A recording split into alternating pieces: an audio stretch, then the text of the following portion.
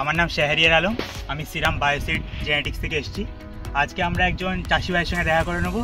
দাদা, আপনার পুরো নামটা একটু বলুন আমাদেরকে। আমার নাম মফিদুল ইসলাম। আর আপনার ঠিকানা ঠিকানা বলুন। আপনার গ্রামের নাম? সন্ডারিয়া। আর আপনার হচ্ছে থানা?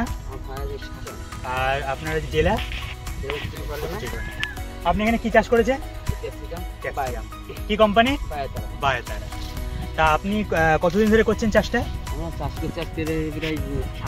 7-8 বছর। আপনি এই বায়োতারা করে আপনার কতটা ভালো লাগছে আর কতটা খারাপ লাগছে আমাদেরকে জানান।